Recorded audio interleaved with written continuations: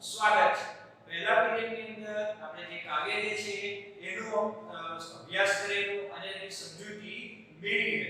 આજે આપણે એના જે વ્યાકરણ અને સ્વાધ્યાયના જે પ્રશ્નો છે એની માહિતી મેળવીશું। પ્રથમ પીરિયડની અંદર જે આપણે ગુજરાતી ભાષાની અને ધોરણ 9 ની જે પરીક્ષા પદ્ધતિ છે એનો અભ્યાસ કર્યો હતો। એ ઉપરાંત આપણે જે પેપર સ્ટાઇલ છે એનો પણ અભ્યાસ કરેલો। તો અત્યારે આપણે એની જે ગયા પીરિયડમાં જે અભ્યાસ કરેલો એની વાતો યાદ કરી। સમય નરસિંહ મહેતાની વાત કરીએ જે સાંજ સમય કાવ્ય જે છે જે ગીત કાવ્ય પ્રકારનો એનો સાહિત્ય પ્રકાર જે છે એની વાત કરીએ કે નરસિંહ મહેતાએ લખ્યું છે એમનો સમય આશરે 15મો સમય 15મા શતકમાં એમનો જે સમયગાળો જે છે એ માનવામાં આવે છે। નરસિંહ મહેતાનો જન્મ ભાવનગરના તળાજામાં થયો હતો। ભાવનગરના તળાજાની અંદર એમનો જન્મ થયો અને એનું બાળપણ ખાસ કરીને એનું બાળપણ જે છે એ જૂનાગઢની અંદર એમણે પસાર કર્યું હતું। ત્યાર ઉપરાંત એમણે જે રચનાની વાત કરીએ એમણે જે સાહિત્યની વાત કરીએ તો હિંડોળાના પદ, વસંતના પદ, કૃષ્ણલીલા અને ભક્તિપદ જે છે વગેરે જેવા એમના પદ છે। આત્મકથનના પદો જે એમણે લખ્યા છે એમાં હાર, મુનિ, મોસાળું, વિવાહ અને શ્રાદ્ધ વગેરે જે છે એમના આત્મવૃતાંતના પદો છે।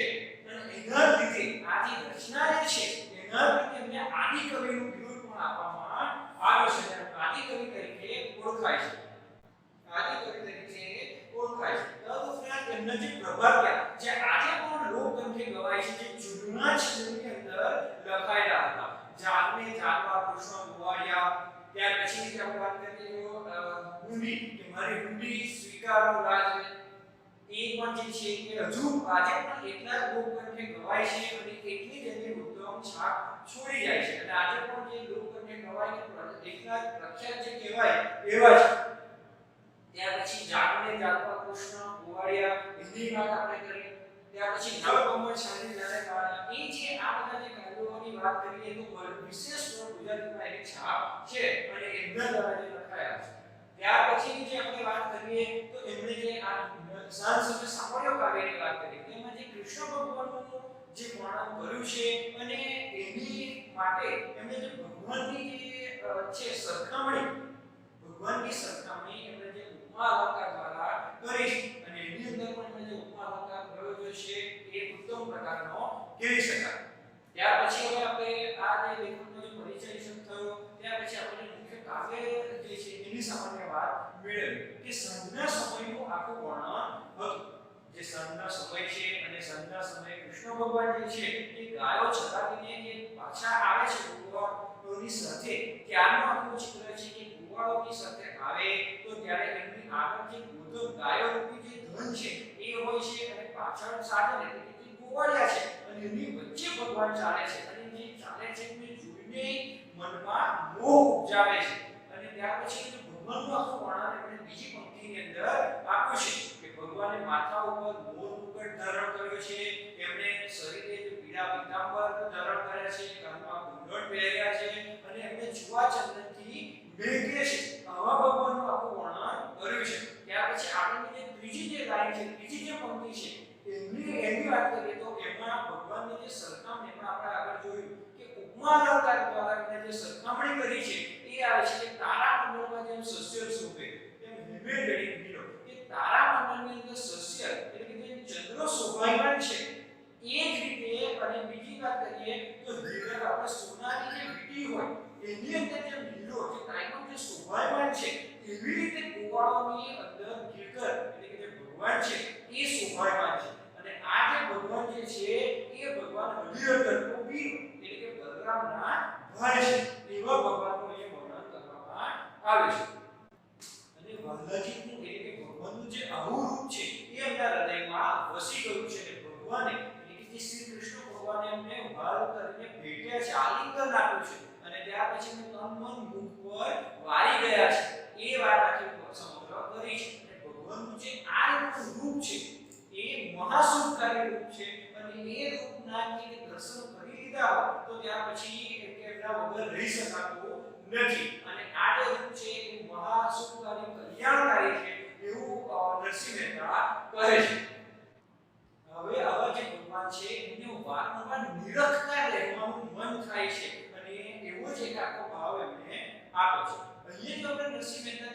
આપણે વાત કરીશું તો આપણે એક પ્રકારની ભક્તિ કરી છે અને એ ભક્તિનો પ્રકાર છે પ્રેમ લક્ષણ ભક્તિ. એ પહેલા આપણે જે મધ્યકાલીન કવિઓની વાત કરીએ તો એમાં નરસિંહ, દયારામ, મીરા વગેરે જે ભગવાનને એટલે કે શ્રી કૃષ્ણ ભગવાનને ભક્તિ એટલે સખી ભાવે ભક્તિ કરી છે.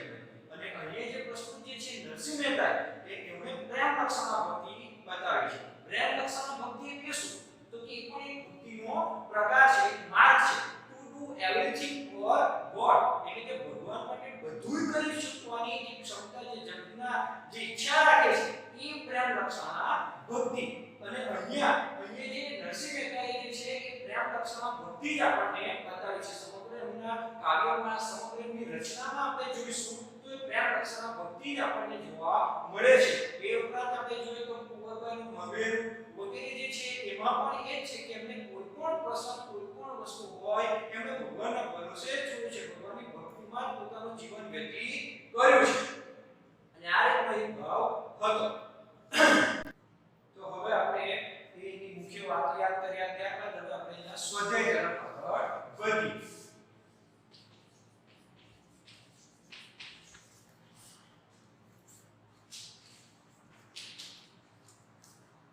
સ્વાધ્યાયમાં પ્રશ્ન નંબર 1 આપ્યો છે. જુઓ, પ્રશ્નની નીચે આપેલા વિકલ્પોમાંથી સાચો વિકલ્પ પસંદ કરી ખરાની નિશાની કરો. એટલે કે વિકલ્પવાળા પ્રશ્ન છે એની આપણે અત્યારે ચર્ચા કરીએ છીએ. એમાં પહેલો વિકલ્પવાળો પ્રશ્ન છે ગોવાળમાં ગીરધર કેવા શોભી રહ્યા છે? 4 વિકલ્પ એના આપે છે. એ જોઈએ.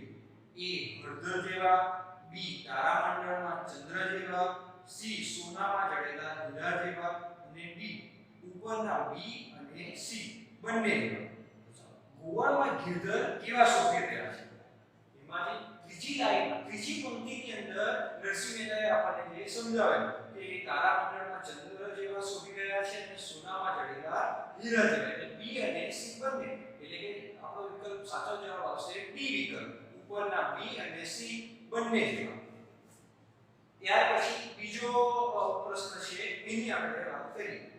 હરિહરધનનો વીરો એટલે પહેલો વિકલ્પ છે એ ખેડૂતોનો ભાઈ, બી હળ ધારણ કરનારમાં હીરો, સી બલદેવજીના ભાઈ અને ડી હરિએ વીરની માફક હળ ધારણ કર્યો છે. તો હરિહરધનનો વીરો એટલે કે બલદેવજીના ભાઈ એટલે કે આપણે બલરામના ભાઈ. એટલે સી વિકલ્પ આવશે. ત્રીજો પ્રશ્ન ભગવાન શ્રી કૃષ્ણએ વિકલ્પ છે એ લાલ રંગના વસ્ત્રો પહેર્યા છે, બી પીળા રંગના વસ્ત્રો પહેર્યા છે, સી હાથમાં મોરપીંછ ધારણ કર્યું છે, ડી કાનમાં કુંડળ પહેર્યું નથી. તો ભગવાન શ્રી કૃષ્ણએ તો લાલ રંગના વસ્ત્રો પહેર્યા છે કે ના, એમણે તો પીળા કલરના પીતાંબર પહેર્યા છે. એ વિકલ્પ નહીં આવે. ત્યાર પછી હાથમાં મોરપીંછ ધારણ કર્યું છે તો કે ના, મોરપીંછ છે પણ એમણે માથા પર ધારણ કર્યું છે. મોર મીંગટ સે સુંદર ધર્યો. એ પંક્તિની અંદર છે એનો જવાબ મેળવીશું. ડી કાનમાં કુંડળ પહેર્યું નથી. તો કે ના, કાનમાં એમણે કુંડળ પણ પહેર્યું છે. એટલે સાચો જવાબ કયો આવશે? બી પીળા રંગના વસ્ત્રો પહેર્યા છે. ચોથો પ્રશ્ન છે શ્રી કૃષ્ણની શોભા જોઈને નરસિંહ મહેતા પહેલો વિકલ્પ એ દુખી થાય છે, બી કલ્પાન કરે છે, સી ભાવમુક્ત બની ગયા છે અને ડી હરખ પામી રહ્યા છે. ભગવાન છે હવે એમની શોભા જોઈને કોઈ પણ વ્યક્તિ કદાચ દુખી વ્યક્તિ હોય તો પણ એ આનંદ જ પામે, હરખ જ પામે. કોઈ કલ્પના કરે કે દુખી થઈ જાય એવું બને નહીં. એટલે એ કાવ્ય પ્રમાણે જવાબ આવશે ડી હરખ પામી રહ્યા છે. આ જે 4 વિકલ્પો હતી એની આપણે વાત કરી. હવે પ્રશ્ન નંબર 2. પ્રશ્ન નંબર 2 જે છે 2-3 વાક્યમાં પ્રશ્નોના જવાબ આપો. પરીક્ષાની અંદર જ્યારે 2-3 વાક્યમાં જવાબ આપવાનો પૂછાય એટલે કે 2 માર્કનો પ્રશ્ન હોય છે. 2 માર્કનો પ્રશ્ન એટલે આપણે કાવ્યના અનુલક્ષીને જવાબ આપવાનો છે. વધીને 3-4 લાઈનની અંદર એ જવાબ આવી નહીં શકે. પછી એમાં વિશેષ લખવાનું હોતું નથી. પહેલો જવાબ આપણે જોઈશું. નરસિંહ મહેતા હરખી રહ્યા છે. કારણ કે નરસિંહ મહેતા હરખી રહ્યા છે એનું કારણ આપણે આપવાનું છે. તો એની વાત કરીએ તો જે આપણે ચોથી અને પાંચમી એ 2 લાઈનની અંદરથી એનો જવાબ આપણે મેળવી શકીએ કે કેમ હરખી રહ્યા છે. તો કે વાલાજી એટલે કે શ્રી કૃષ્ણ ભગવાનનું જે રૂપ જે છે એ આપણા હૃદયમાં વસી ગયું છે. ભગવાન શ્રી કૃષ્ણએ એમને વાલથી આલિંગન આપ્યું છે, ભેટ્યા છે અને એમનો જે ભગવાન શ્રી કૃષ્ણનું મુખ છે એમની ઉપર એ તન મન વાળી ગયા છે અને વાલાજીનું જે રૂપ મહાસુખકારી છે અને એના માટે એ હરખાય છે નરસિંહ મહેતા. એટલે કે બે છેલ્લી ચોથી અને પાંચમી એ બે પંક્તિની અંદરથી આનો જવાબ આપણને મળી શકે છે. બીજો પ્રશ્ન, કાવ્યના આધારે સાંજ સમયનું દ્રશ્ય આલેખ. હવે જે કાવ્યમાં જે વર્ણન આપ્યું છે તેના આધારે આપણે સાંજના સમયનું જે દ્રશ્ય છે એ આલેખવાનું છે. તો એનું વાત કરીએ તો કાવ્યમાં વાત કરીએ તો પહેલી બે જે લાઈન છે, પહેલી બે જે લાઈન એટલે કે ચાર પંક્તિમાં આપણને એ આખું સાંજનું સમયના જે દ્રશ્ય જે છે એનું વર્ણન આપણે કરી શકીએ કે સાંજનો સમય એ સામળ્ય એટલે કે કૃષ્ણ ભગવાન જે છે એ પાછા આવે છે, ગાયો ચરાવીને પાછા આવે છે એ વખતનું આખું વર્ણન આપણે બતાવવાનું છે કે એની આગળ ગોધન ચાલે છે અને પાછળ ગોવાળો ચાલે છે, તેની વચ્ચે ભગવાન છે. ભગવાનને માથા ઉપર મોર મુગટ ધારણ કર્યો છે, કાનમાં કુંડળ પહેર્યા છે, શરીરે પીતાંબર પહેર્યા છે, તેમને ચુવા ચંદનની પછેડી પણ ઓઢી છે અને એમાંથી સરસ એની સુગંધ પણ આવે છે.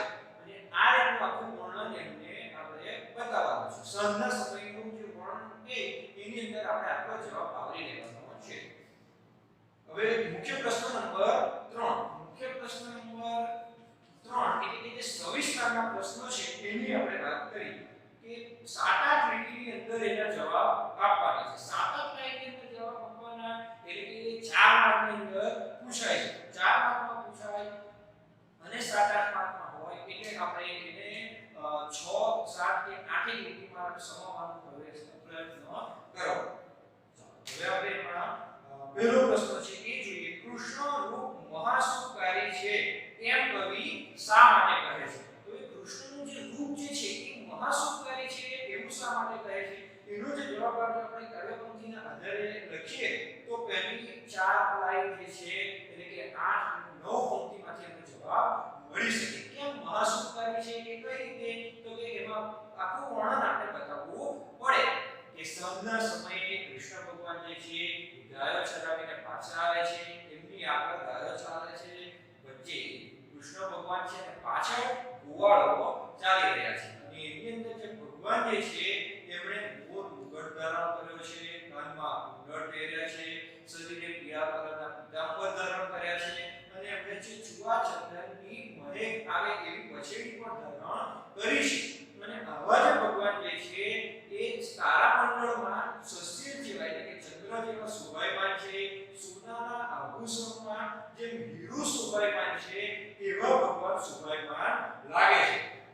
અને વાલાજીનું જે આવું રૂપ જે છે એ હૃદયમાં વસી ગયું છે અને ભગવાનને ભાવપૂર્વક એમને ભેટ્યા છે અને એટલા માટે શ્રી કૃષ્ણ ભગવાન પર એમનું તન મન એમના મુખ ઉપર વારી જાય છે અને વાલાજીનું જે એમનું જે રૂપ જે છે એની ઉપર વારી જાય છે અને એટલા માટે એમના ઉપર રહી શકાય એમ નથી અને એટલા માટે કહે છે કે આ રૂપ એમનું મહાસુખકારી કલ્યાણકારી છે. કવિના મનમાં કોણ મોહ ઉપજાવે છે? તો સાંજના સમયે પાછા આવતા ભગવાન જેમને મોર મુગટ માથા ઉપર ધારણ કર્યો છે, કાનમાં કુંડળ પહેર્યા છે, શરીરે પીતાંબર ધારણ કર્યા છે, એમને પછેડી ધારણ કરી છે કે જેમાંથી ચુવા ચંદનની સુંદર મહેક આવે છે અને જે તારામંડળમાં જે ચંદ્ર શોભાયમાન છે એ જ રીતે એ ભગવાન શોભાયમાન છે. જેમ સોનાના આભૂષણની અંદર હીરો શોભાયમાન છે એવા ગોવાળોના વૃંદની વચ્ચે કૃષ્ણ ભગવાન શોભાયમાન છે અને આવું મનમોહક જે રૂપ છે અને એના લીધે જે ભગવાન જે છે એ મોહ જન્માવે છે, મોહ ઉત્પન્ન કરાવે છે. આટલો જવાબ એમાં લખી શકાય. અહીંયા આપણે જે સ્વાધ્યાયના મુખ્ય પ્રશ્નો છે એ આપણે જોઈ લીધા. હવે આપણે વ્યાકરણ જે એ જોવાના છે. વ્યાકરણની અંદર અહીંયા આપણે સમાનાર્થી શબ્દો, વિરોધી શબ્દ, તળપદા શબ્દ, શબ્દ સમૂહ, રૂઢિપ્રયોગો વગેરે આપણે જોઈશું. સૌપ્રથમ આપણે સમાનાર્થી શબ્દ વિશે માહિતી મેળવીએ. આ સમાનાર્થી શબ્દો જે આપણે ગઈકાલે જે છેલ્લા પીરિયડમાં આપણે અભ્યાસ કરતા હતા એ દરમિયાન પણ અગત્યના શબ્દ લખ્યા હતા. ત્યારે ફરી આપણે એને જોઈ લઈએ. ગોધન. ગોધન એટલે કે ગાયો રૂપી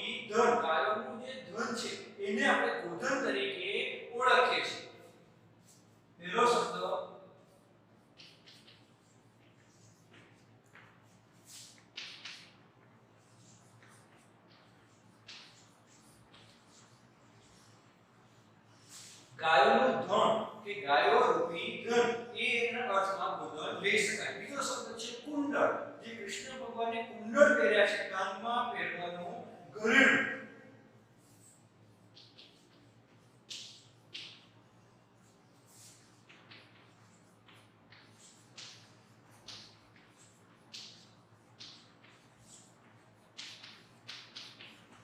કાને પહેરવાનું ઘરેણું કે જે આભૂષણ, જેને આપણે કુંડળ તરીકે ઓળખીએ છીએ. પીતાંબર, પીતાંબર એટલે કે પીળું રેશમી વસ્ત્ર.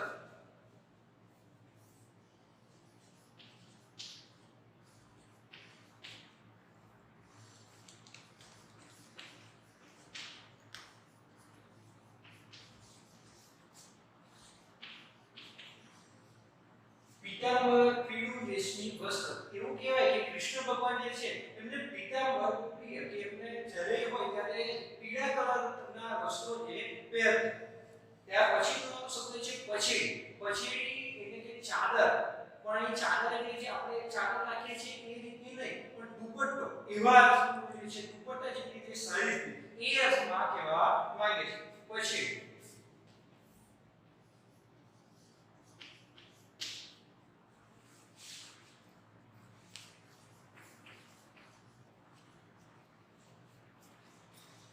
ચુવા, ચુવા ચંદન મેઘ. ચુવા એટલે કે સુગંધી તેલ.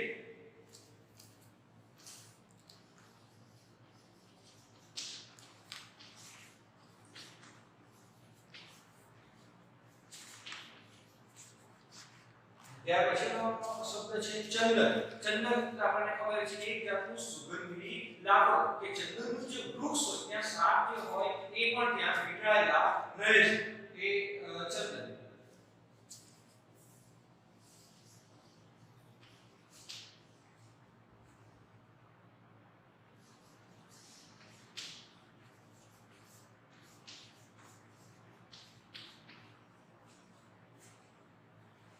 સસ્ય, સસ્ય એટલે કે ચંદ્ર.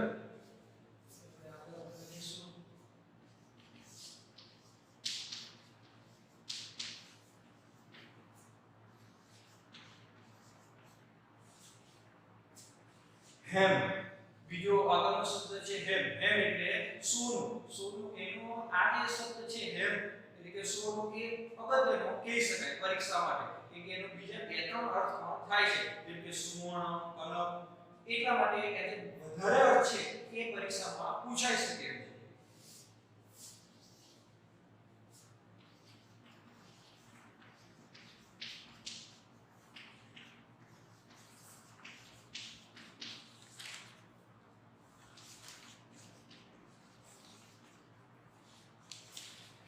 હળદર, હળદર એટલે કે બલરામ. જે હળદર એટલે બલરામ, અને એનો બીજો અર્થ કયો છે કે જેણે હળને ધારણ કર્યું છે તે હળદર.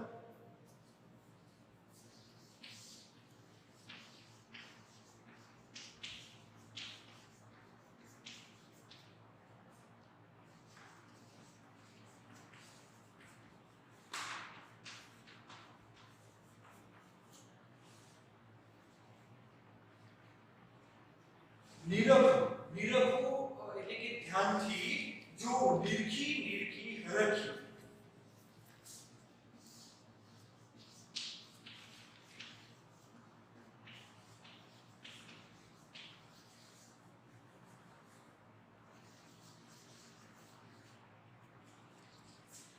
આડ એટલે આક્ષેપ એવો અર્થ થાય છે. આડ જે છે એનો જે મુખ્ય અર્થ જે છે એ આક્ષેપ થાય છે, પણ કાર્યમાં જે નરસિંહ મહેતાએ વાપર્યું છે એમાં આક્ષેપ શબ્દ વાપરવાનો નથી. આ આક્ષેપ એવો અર્થ લઈને તે વાલ શબ્દ લઈશું.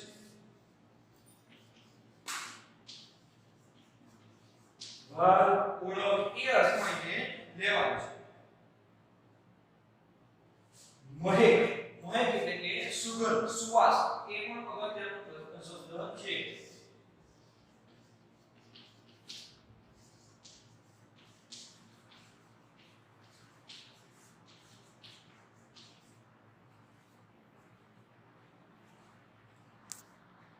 વિદ્યાર્થી મિત્રો, આ જે સમાનાર્થી શબ્દ છે એ પાઠ્યપુસ્તકમાં લખવાના છે, અને જ્યારે આપણે સ્કૂલ ચાલુ થશે ત્યારે આપણે એને ચેક કરીશું. ફરજિયાતપણે આ તમારે બાકી નોટમાં લખવાના જ છે.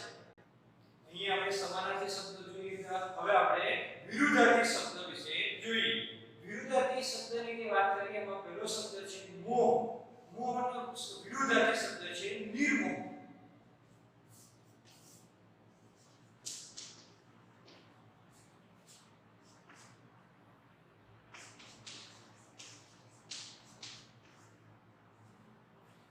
મોહ એટલે કે એનો વિરુદ્ધાર્થી શબ્દ નિર્મોહ. મોહ એટલે આકર્ષણ એવો અર્થ લઈ શકીએ. એનો વિરુદ્ધાર્થી આકર્ષણ એ અર્થ પણ લઈ શકીએ. બીજું છે રૂપ. એનો વિરુદ્ધાર્થી શબ્દ છે કુરૂપ.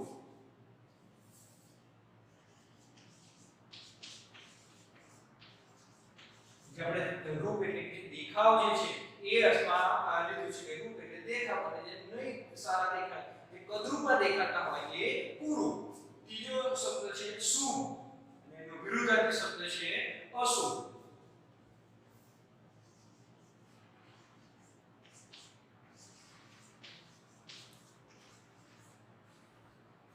શુભ એટલે કે આપણે શુભ કલ્યાણ મંગળકારી શબ્દ એ લઈએ અને કંઈક દુઃખદ ઘટના બની હોય કે એ હોય તો એ અશુભ કહીએ છીએ આપણે.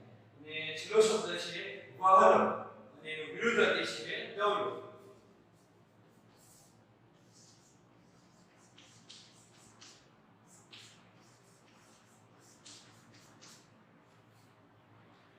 અહીં આપણા ચાર વિરુદ્ધાર્થી છે અને એ આપણે જોયો. ત્યાર પછી આપણે તળપદા શબ્દોને જોઈએ. યાદ રાખીએ.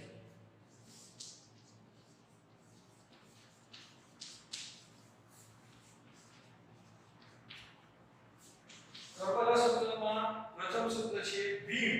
વીણ એટલે કે વીણા.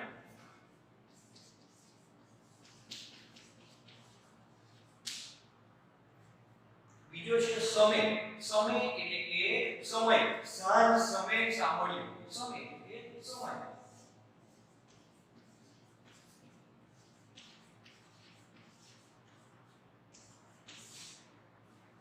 ધર્યો. ધર્યો એટલે કે જે ધરણ કર્યો.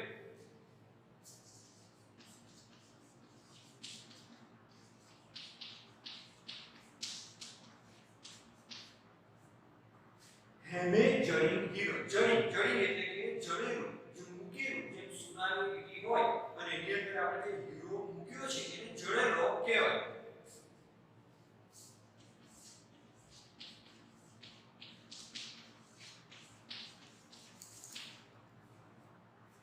હૃદય. હૃદય એટલે કે હૃદય.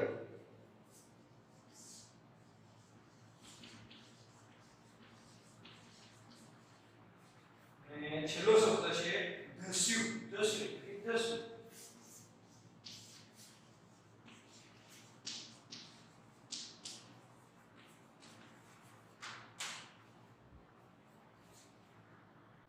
અહીં આ છ જે છે તળપદા શબ્દો એ જોઈ લીધા. હવે એક રૂઢિપ્રયોગ આવે છે એ પણ આપણે જોઈએ. રૂઢિપ્રયોગ. આલિંગન દેવું.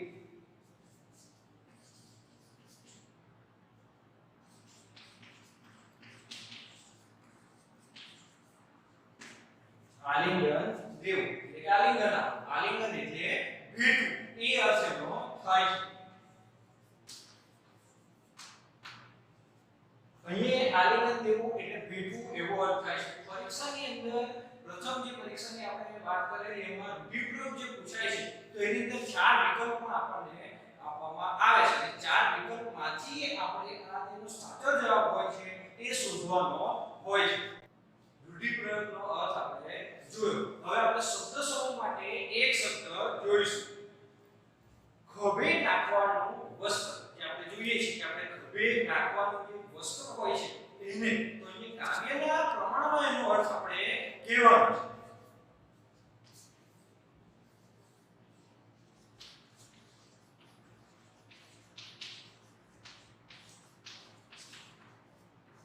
ખભે નાખવાનું વસ્ત્ર એટલે કે પછેડી. એ પછેડીનો જ્યારે આપણે અર્થ લખ્યો ત્યારે આપણે જોયું કે ચાદર, દુપટ્ટો એ અર્થમાં લીધેલું પણ અહીંયા ખભે નાખવાનું બસ કે જે ચાદર જેવું હોય છે અને આપણે ખભે નાખીએ. બીજો શબ્દ સમૂહ છે એક જાતનો સુગંધી લાકડું. આની અંદર આ બધા જે છે એ આવે છે શબ્દ અને એમાંથી આપણે શોધીને જવાબ આપવાનો છે. એક જાતનો સુગંધી લાકડું.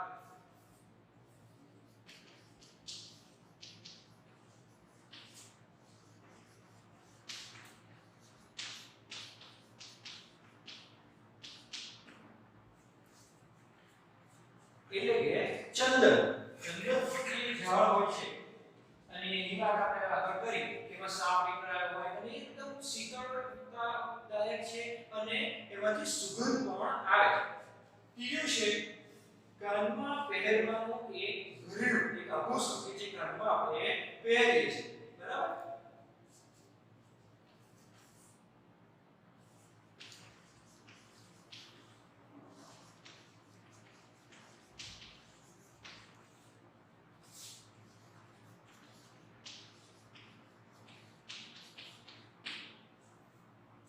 કાનમાં જે પહેરવાનું આભૂષણ કહીએ, ઘરેણું કહીએ અને એક જ છે એટલે કે કુંડળ.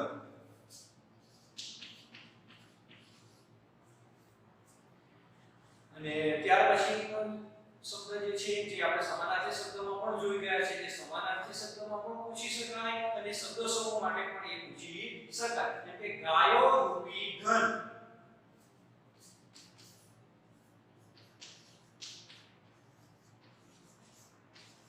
ગાયો રૂપી ધન એટલે કે ગોધન.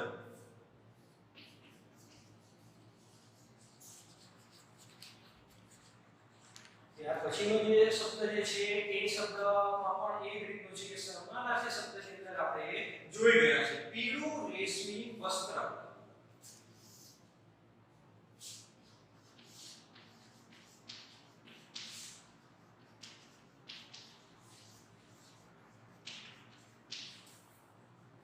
પીતાંબર. પીળું રેશમી વસ્ત્ર, પીળા કલરનું રેશમી વસ્ત્ર તો પણ એને પીતાંબર.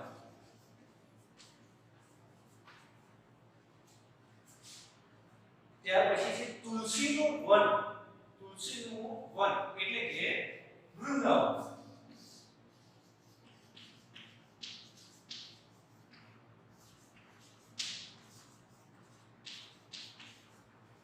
આ એક શબ્દ અર્થનો છે નવો છે. તુલસીનું વન અને એને આપણે વૃંદાવન તરીકે લખીએ છીએ. ગિરિને ધારણ કરનાર. ત્યાર પછી આગળનો શબ્દ છે ગિરિને ધારણ કરનાર.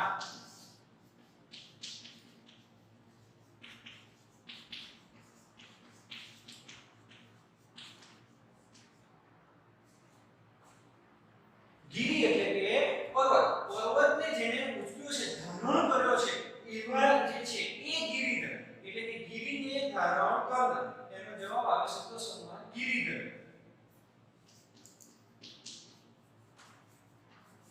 ગિરી એટલે પર્વત ને ધર એટલે ધારણ કરનાર એટલે કે જે પર્વતને ધારણ કર્યો છે અથવા પર્વતને જેમણે ઉચક્યો છે એ. તો ગિરિધર એ અર્થ થાય છે કે ગિરી એટલે પર્વત અને ધર એટલે ધારણ કરનાર. તો એ જ રીતનું આપણે આગામી શબ્દ જોઈએ કે હળને ધારણ કરનાર.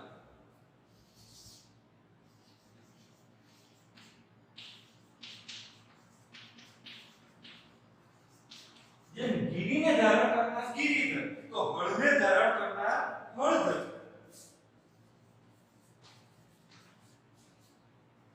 હળને ધારણ કરનાર. અહીં આપ જે એમાંથી આપણે 8 શબ્દ સમૂહ જે છે તે અગત્યના છે, પરીક્ષા લક્ષી છે અને શબ્દો જે છે એ કાવ્યની સાથે આપણે યાદ રાખી શકીએ તો બહુ સરસ. શબ્દ સમૂહ માટે એક શબ્દ જોયા બાદ હવે આગળનો ટોપિક છે જોડણી. જોડણી એટલે કે ગુજરાતી ભાષાની અંદરની વાત કરીએ તો જોડણી એ ખૂબ જ અગત્યનું અંગ છે.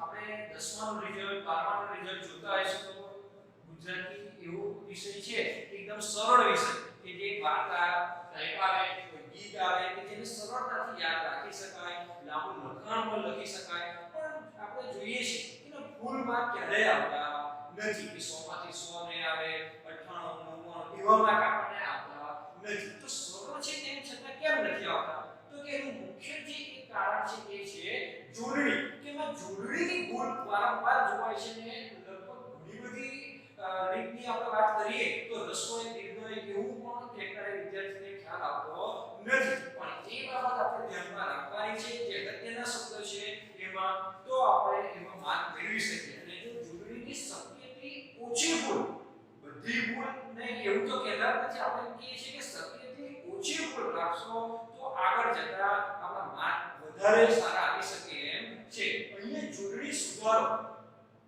આપણે જોવાના છે. એમાં ચાર શબ્દો આપ્યા છે. પહેલો શબ્દ છે સામાન્ય.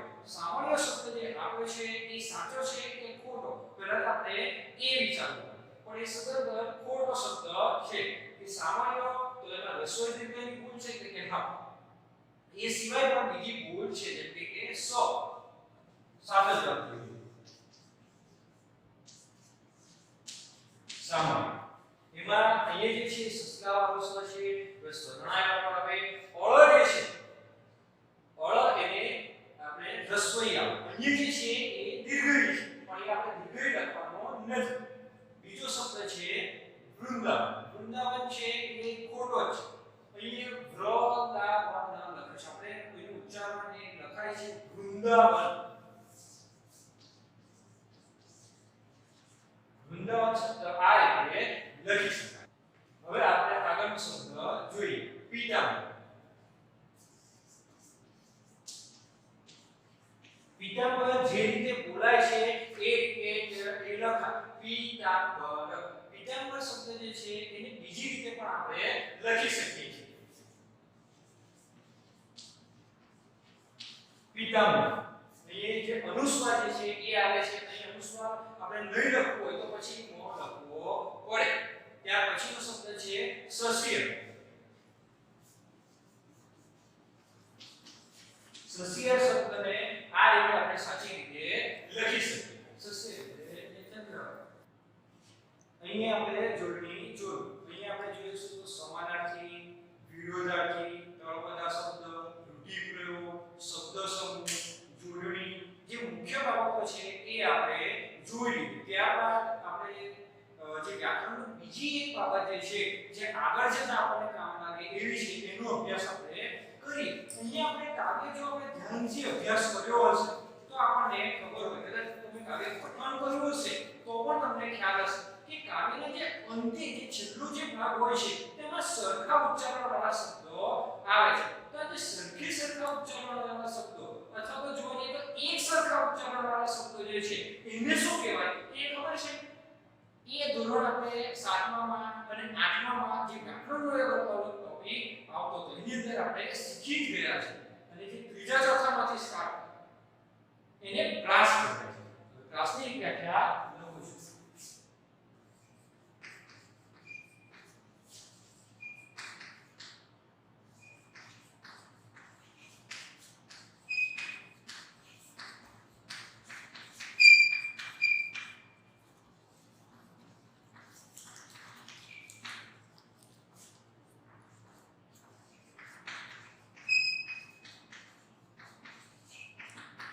એક સરખા ઉચ્ચારણવાળા શબ્દોને કે એક સરખા એટલે કેવા તો કે સરખા હોય એવા ઉચ્ચાર થાય જે બોલાય છે એક સરખા એવા શબ્દોને આપણે પ્રાસ કહીએ છીએ. તો અહીંયા આપણે કાવ્યમાં જોઈશું. કાવ્યની જે વાત કરીએ તો કાવ્યની અંદર આપણે જોઈએ તો શાંત પહેલી પંક્તિ વાંચું છું. શાંત સમય સાંભળ્યો વાલો વૃંદાવનથી આવે. બીજી લાઈનમાં આગળ ગોધન પાછળ સાધન મનમાં મોહ ઉપજાવે. તો આવે ઉપજાવે એ જે અંતે એટલે કે જે છેલ્લે પ્રાસ રચાય છે.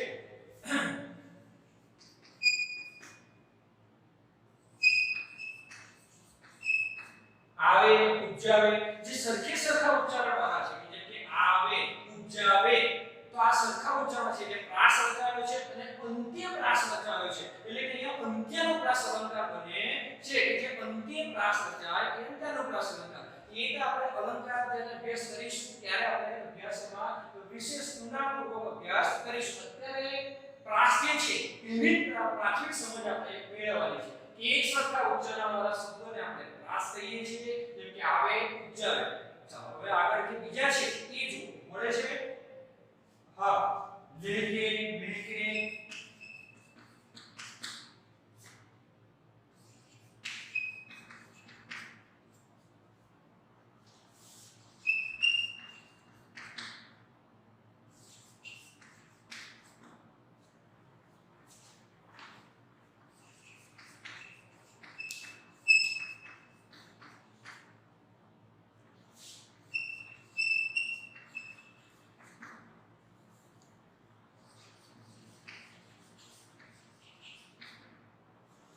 લેકે મેકે પછી હીરો વીરો આ બધા સરખી સરખા ઉચ્ચારણ વાળા શબ્દ છે મારું વારું રહીએ રખીએ આ જે તમામે તમામ એટલે કે જે પાંચ પંક્તિ છે પાંચે પાંચ પંક્તિમાં જે અંત્યાનુપ્રાસ અલંકાર રચાયો છે અને સરખા ઉચ્ચારણ વાળા જે શબ્દો છે અહીં આપણે જે કાવ્ય જે છે એનો આપણે સ્વાધ્યાય વિભાગ જોઈ ગયા ત્યાર પછી વ્યાકરણ વિભાગની અંદર પણ આપણે અલગ અલગ 2 4 5 મુદ્દા આપણે અભ્યાસનો કરી ગયા તો ચાલો વિદ્યાર્થીઓ આજે જે આપણે અભ્યાસ કરેલી વાત સાંભળીએ તો સૌથી પહેલા આપણે સૌપ્રથમ કાવ્ય જે હતું જે આગલા પીરિયડમાં ચાલી ગયા એની સામાન્ય સમજૂતી મેળવી લેખકનો પરિચય મેળવ્યો ત્યાર પછી પ્રેમ લક્ષણના ભક્તિવારે જે વાત હતી એ કરી સ્વાધ્યાયના પ્રશ્નોની ચર્ચા કરી અને વ્યાકરણના અલગ અલગ મુદ્દાની આપણે ચર્ચા કરી હવે જે આપણું જે કાવ્યનું હતું એ પૂર્ણ થાય છે પણ જે પહેલું કાવ્ય છે એ કંઠસ્થ કરવાનું છે એટલે પાકું કરવાનું છે જે કાવ્ય પંક્તિમાં પૂછાય છે એટલે ફરીથી એક વખત આપણે આજે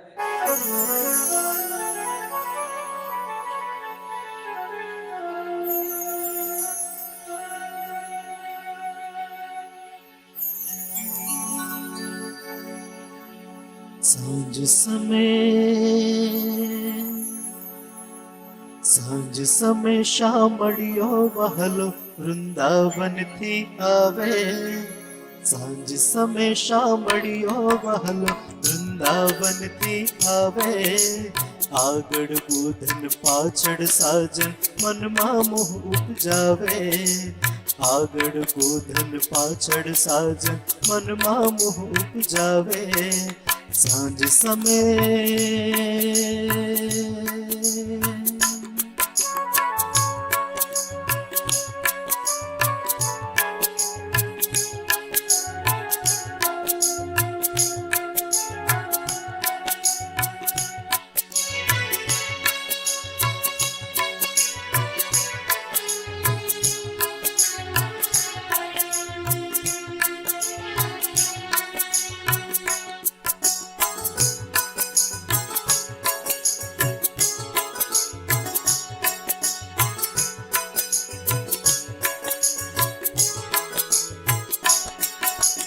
मोर मुकुट शिर सुंदर धरियो काने कुंडल लहके पहरिया पितांबर फुलनी पछेड़ी चुवा चंदन महके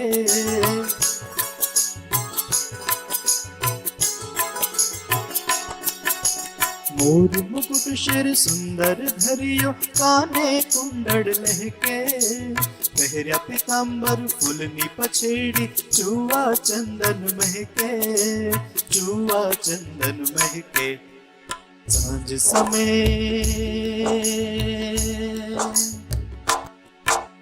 सांझ समय शामड़ियो वहलो वृंदावन थी आवे सांझ समय शामड़ियो वहलो वृंदावन थी आवे આગળ ગોધન પાછળ સાજન મનમાં મોહ ઉપજાવે આગળ ગોધન પાછળ સાજન મનમાં મોહ ઉપજાવે સાંજ સમય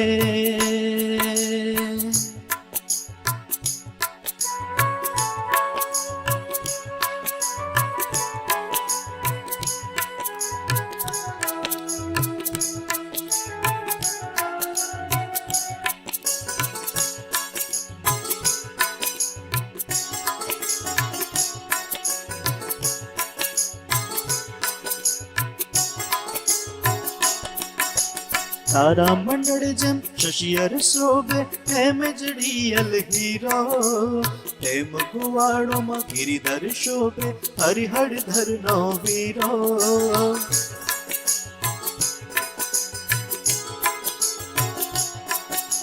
तारा मंडल जम शशियर शोभे हेम जड़ियल हीरो हेम कुवाड़ो मा गिरिधर शोभे हरिहर धर नो वीरो हरिहर धर नो वीरो सांझ समय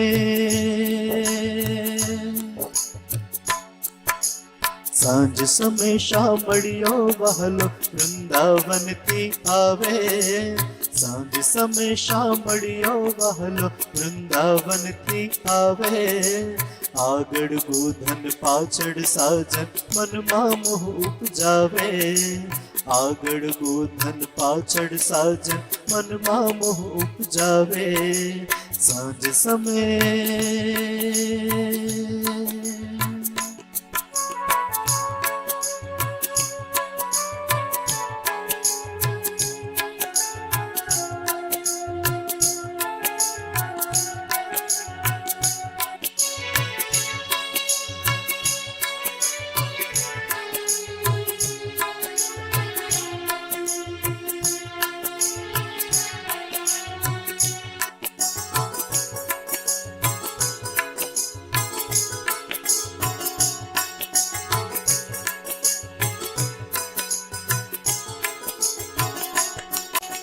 વાલાનું રૂપ મહાશુભકારી રસિયા વીણ કેમ રહીએ નરસૈયા સ્વામીની શોભા નિરખી નિરખી હરખીએ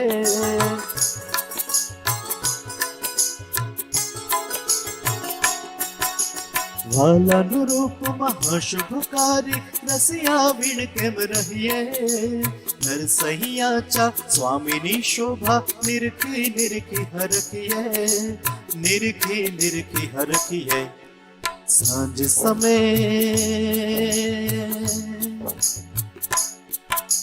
સાંજ સમય શામળિયો વહલો વૃંદાવનથી આવે સાંજ સમય શામળિયો વહલો વૃંદાવનથી આવે આગળ ગોધન પાછળ સાજન મનમાં મોહ ઉપજાવે આગળ ગોધન પાછળ સાજન મનમાં મોહ ઉપજાવે સાંજ સમય સાંજ સમય સાંજ સમય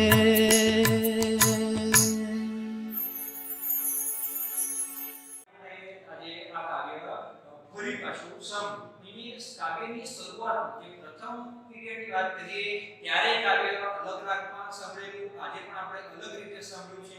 અને કાવ્ય મેં તમને વાત જણાવી કે કાવ્ય આપણે કંઠસ્થ કરવાનું છે, તૈયાર કરવાનું છે. અને એના માટે આપણે બે અલગ અલગ રાગ છે, એમાંથી તમને યોગ્ય લાગે એ કોઈ પણ એક રાગે આપણે તૈયાર કરવાનું છે અને એ રીતે યાદ પણ રાખવાનું છે. પરીક્ષામાં કાવ્ય પ્રવૃત્તિ પૂર્ણ કરવામાં એ પૂછાય. જય હિન્દ, જય ભારત.